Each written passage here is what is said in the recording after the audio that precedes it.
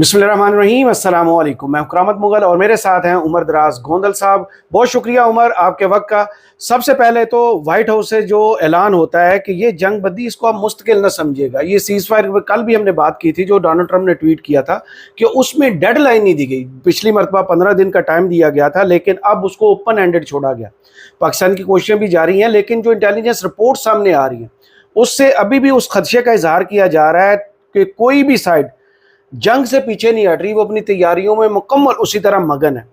बाकर कालीबाफ साहब जो कह रहे हैं और ईरान के पासदाराने इनकलाब के जो हल्के कह रहे हैं कि मुज़ाकरात तो हो सकते हैं, लेकिन उसके लिए जो कॉन्फिडेंस बिल्डिंग मेजर्स लेने हैं अमेरिका ने, वो भी तक नज़र नहीं आ रहे। क्योंकि आबनाए हुर्मुज़ में कभी उसने जहाज़ पकड़ लिया, कभी उसने पकड़ लिया।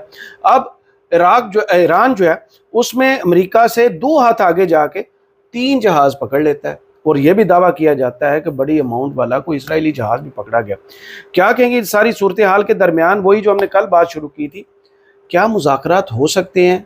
जिस तरह बाकर कालीबाफ साहब जो कह रहे हैं, सदर मसूद पज़ेश्कियान भी कह रहे हैं, अब्बास इराक़ी भी कह रहे हैं कि इन धमकियों के दरमियान मुज़ाकरात नहीं हो सकते, और आबनाए हुर्मुज़ की नाकाबंदी ख़त्म किए बगैर मुज़ाकरात नहीं हो सकते। करामत साहब बहुत शुक्रिया। मेरे लिए आज इम्पोर्टेंट ये था, मैं सारा दिन ये इंतज़ार करता रहा कि ट्रंप क्या मीडिया को आज फेस करेंगे। सही, आज सारा दिन वो खामोश रहे हैं। उन्होंने उसके ऊपर सोशल के ऊपर जरूर आए हैं, लेकिन उन्होंने आज मीडिया को फेस नहीं किया। सही। और आपको पता है कि ट्रंप मीडिया को फेस कब नहीं करते। आखिरी बार जब आपका पायलट पकड़ा गया या पायलट ग्राउंड पे आ गया, पकड़ा नहीं गया, और आप उसके रेस्क्यू करने का ऑपरेशन कर रहे थे, तो आपने कोई 24 घंटे के करीब जो है मीडिया को फेस नहीं किया था। बिल्कुल। जब तक आपने उस ऑपरेशन को जो भी किया, मेरा ख्याल ये है कि इससे अंदाजा होता है कि इस वक्त वो प्रेशर के अंदर है। एक्सिस न्यूज़ देखें, अमेरिका में पता ये चलता है कि खबर दी जाती है जी, खुद फोन किया जाता है, खबर दी जाती है। ये दुनिया जहान में होता है, कभी कभार आपके पास खबर चल कर आती है। आपने देखा कि एक्सिस न्यूज़ जो बड़ा करीब तस्वर आजकल किया जा रहा है, उसने अपनी तरफ से स्कूप ये दिया कि ये जो कल डेडलाइन है ना, ये कोई लंबी चौड़ी नहीं है जी, ये 3 से 5 दिन की है। ये बुनियादी तौर पर ईरान को सिग्नल था कि भाई वापस आओ, सही, वरना बमबारी शुरू करेंगे। लेकिन फिर जो कैरोलिन लेविट हैं, उन्होंने मीडिया से भी गुफ्तगू की है, वो टॉक शो में बैठी हुई थी, और उन्होंने ये कहा है कि 3 से 5 दिन वाली बात दुरुस्त नहीं है। अच्छा, इसका मतलब क्या है? इसका मतलब है कि ट्रंप ने जो आज दिन में वो जो न्यूयॉर्क पोस्ट की आजकल रिपोर्टर पाकिस्तान में है और मीडिया की दिलो जान बनी हुई है जी, उन्होंने ही कहा था ना कि जनाब वो कह रहे हैं कि अगले 72 घंटों में वो चीजें कुछ हो सकती हैं। सही। तो इसका मतलब था कि मैंने कहा इसका फैसला ट्रंप ने कहाँ करना है, मुज़ाकरात कब होंगे, इसका तो ईरान ने करना, ईरान ने फैसला करना है जी। सो ये सारी की सारी ब्लफ गेम है, ये सारी की सारी माइंड मेकिंग की जा रही है। ईरान जिस पोजीशन के ऊपर खड़ा है, अगर आप देखें आज पज़ेश्कियान जो हैं, उनका एक बयान सामने आया, मेरे सामने उनका ट्वीट था जिसपे वो उसको वेलकम कर रहे हैं, वो डिनाई नहीं कर रहे मुज़ाकरात से, उनकी तरफ से कोई भी ऐसा बयान नहीं है। नंबर 2, जो बाकर गालिबाफ हैं, वो यही बात कर रहे हैं कि अगर आप धमकियां देंगे, अगर आप नाकाबंदी करेंगे, तो उसके बीच में मुज़ाकरात नहीं हो सकते। सही। मुज़ाकरात उस वक्त हो सकते हैं जब आप वाक़तन जो सीज फायर है उसको सही तरह से माहौल साजगार बनाएं, उसके बाद नजर आए। यानी सीज फायर है तो सीज फायर ग्राउंड के ऊपर भी है। तो मेरे ख्याल से अमेरिका जो है वो एक तो उसके लिए एम्बैरेसमेंट है। एम्बैरेसमेंट इसलिए है कि दुनिया आपकी तरफ देख रही थी, आपके पास कोई स्ट्रेटेजी नहीं है, आप ब्लैंक हैं। यानी अगर आपके पास सिर्फ धमकियां, आपने कहा जी हम जंग करेंगे, आपने जंग कर लिया, आपने कहा जी ब्लॉकेट करेंगे, आपने ब्लॉकेट कर लिया, आपने कहा भाई वो तो पोजीशन चेंज नहीं कर रहे।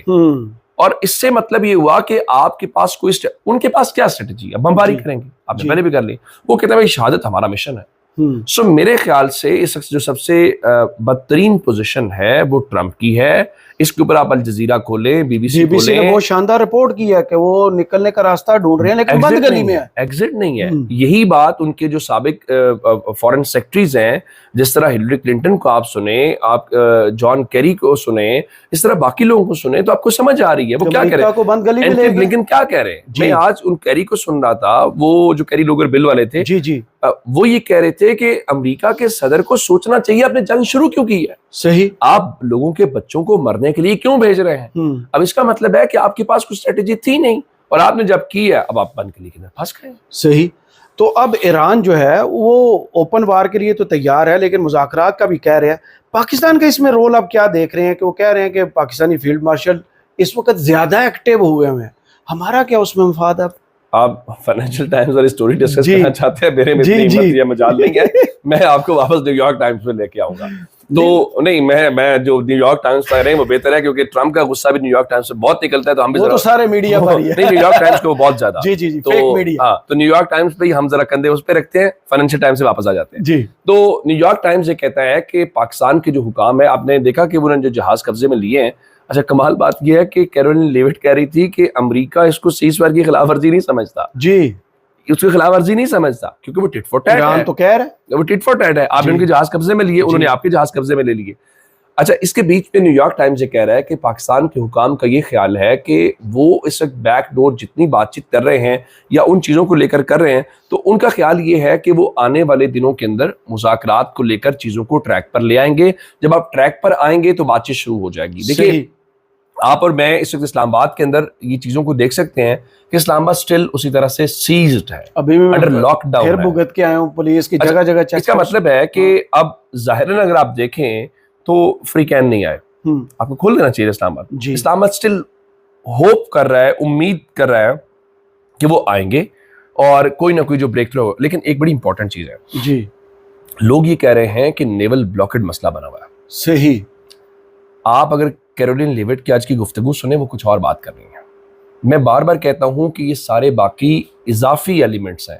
جی وہ کہتی ہیں کہ جب تک انریچ یورینیم آپ باہر شفٹ نہیں کریں گے, ہم آپ کا انتظار کر رہے ہیں اس آفر کے اوپر. صحیح, دیکھیں ایران جو ہے اس سے پیچھے نہیں ہٹے گا, باقی ساری کرامت صاحب کہانیاں ہیں. صحیح, یہ بلاکڈ بھی ہٹ سکتا ہے, یہ سب کچھ ہٹ سکتا ہے.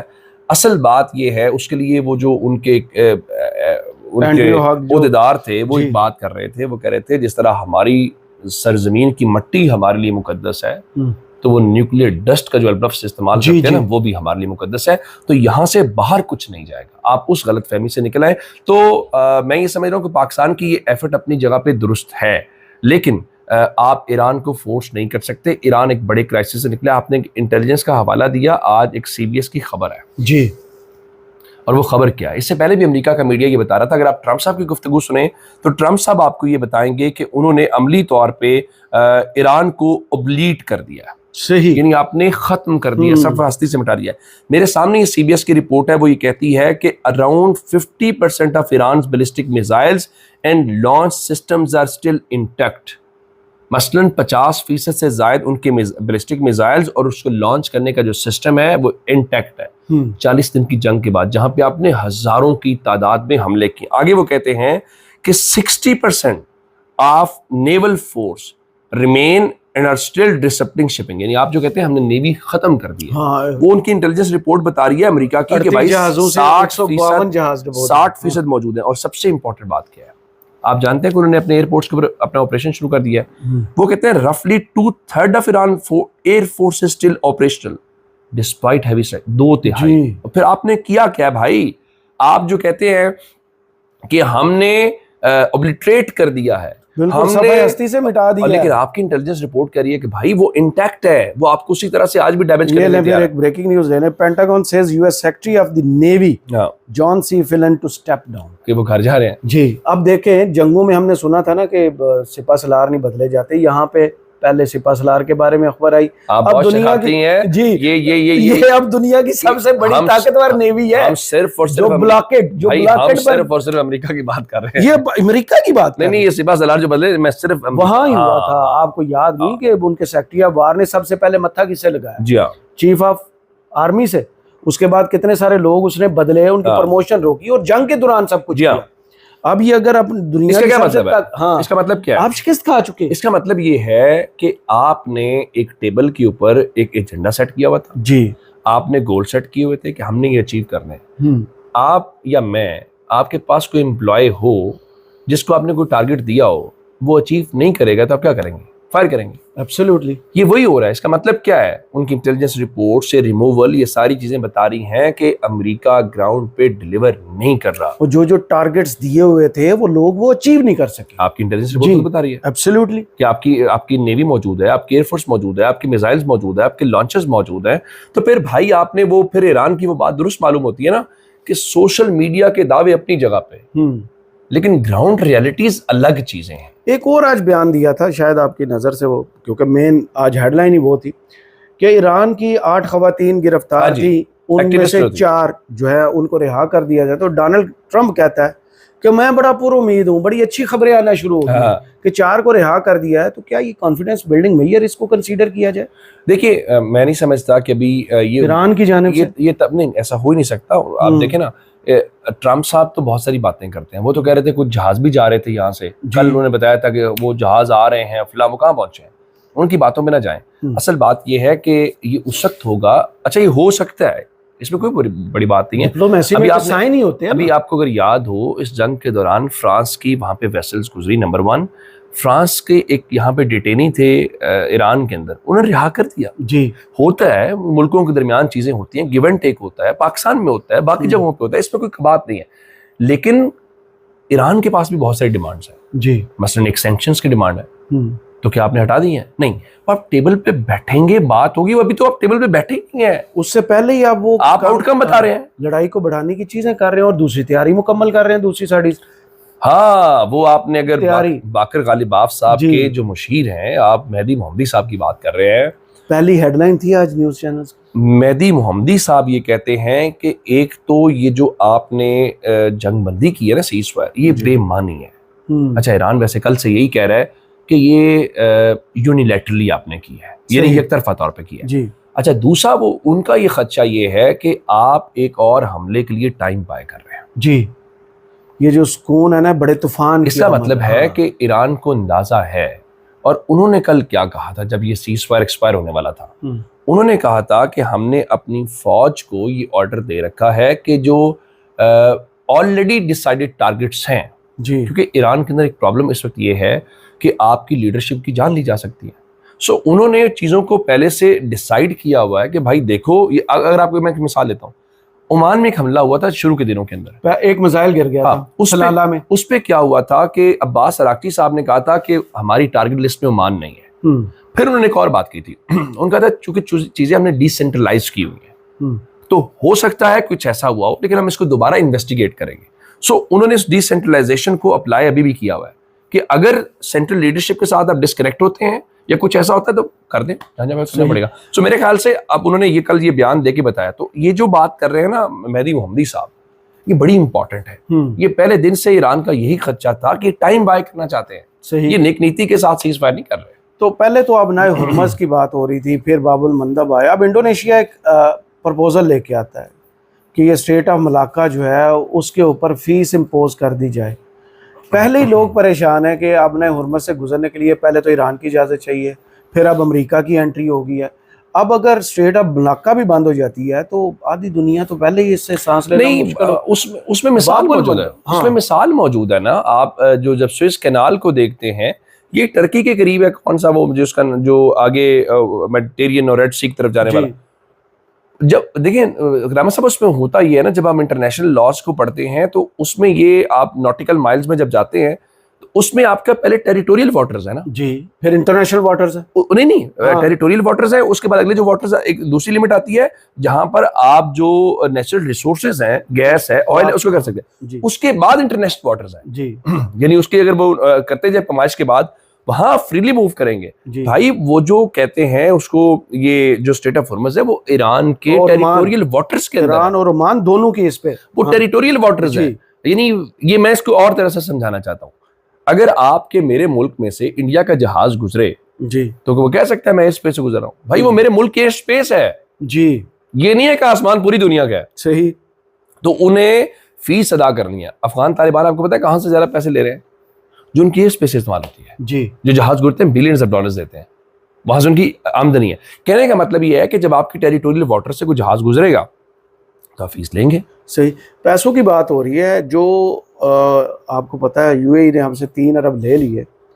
آج ایک سٹیٹمنٹ کہہ رہے ہیں کہ آپ کے لے لیے, اپنے پیسے لیے انہوں نے, اپنے پیسے لیے, لیکن سعودیہ کی وجہ سے لیے نا. وہ کھل کر ادھر بھی کوئی نہیں بات بتاتا نا کہ سعودیہ کے ساتھ آپ کا ڈیفنس پیکٹ ہوتا ہے, وہ بھائی جان ستمبر 2025 میں ہوتا ہے, جنوری میں کہتے ہیں کہ بھائی سارے پیسے. آپ بھی تو ان پہ جب حملے ہو رہے تھے آپ بھی تو بھاگ کے سعودی عرب جاتے ہیں. نہیں وہ نہیں, آپ بھی تو کہتے ہیں ہم آپ کے ساتھ کھڑے ہیں. وہ باؤنڈ تھے پہلے, ان نے بھی تو ایگری ہوئے تھے نا کہ 3% پہ دیں گے, اور جب تک یہ IMF کا دسمبر تک پروگرام ہے تب تک وہ پڑے رہیں گے. وہ انہی کے پیسے تھے لیکن پڑے رہنے تھے.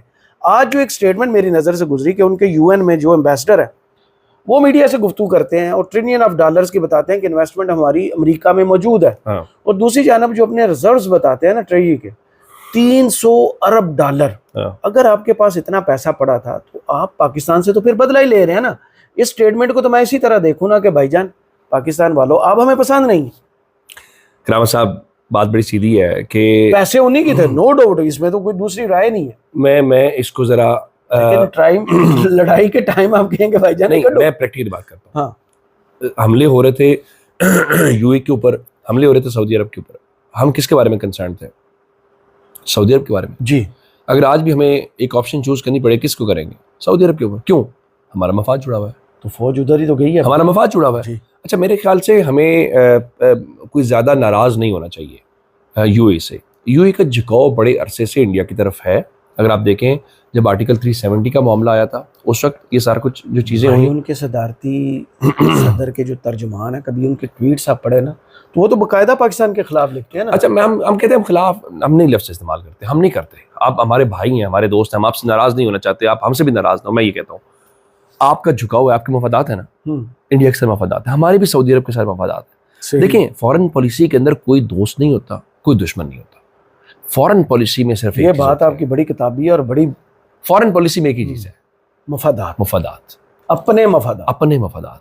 سو اس وقت اگر UAE سمجھتا ہے کہ اس کا مفاد ہمارے ساتھ نہیں ہے، جی مجھے بتائیں نا کہ میں وہاں پہ اسرائیل کا دفاع کروں. میں آپ خود بھی تو اپنی بھی اداؤں پہ غور کریں نا. تو اداؤں آپ کی پھر وہ میٹنگ یاد ہوگی جو ریاض میں ہوئی تھی فارن منسٹرز والی. ہاں جی، جس میں کس نے مخالفت کی تھی کہ اسرائیل کی مذمت نہیں لکھی جا سکتی. پاکستان نے پرنسپل پوزیشن لی نا. ہاں، پاکستان نے پرنسپل پوزیشن لی. آگے سے دھمکی دی گئی تھی کہ ایران کے اوپر نیوکلیئر حملہ ہو جانا چاہیے.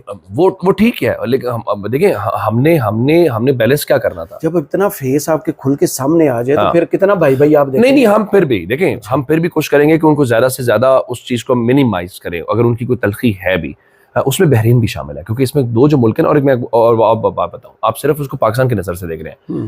UAE اور بحرین دونوں جو ہیں وہ گلف کنٹریز سے بھی ناراض ہیں.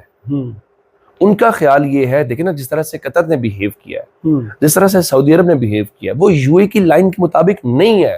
تو پہلے بھی کلیش آپ کو یاد ہوگا، 5 ملکوں نے قطر کا بائیکاٹ کیا تھا، ان میں سعودی ایک پیج پر تھے. پھر اس میں ایک اور مسئلہ ہے نا، پھر آپ سوڈان میں جائیں گے، سوڈان میں، صومالیہ میں، یمن میں آپ کو جانا پڑے گا. آپ کو یاد ہے سعودی عرب نے ڈیڈ لائن دی تھی، جی، الٹیمیٹم دیا تھا، نکلیں یمن سے، آپ نے نکالنا پڑے گا.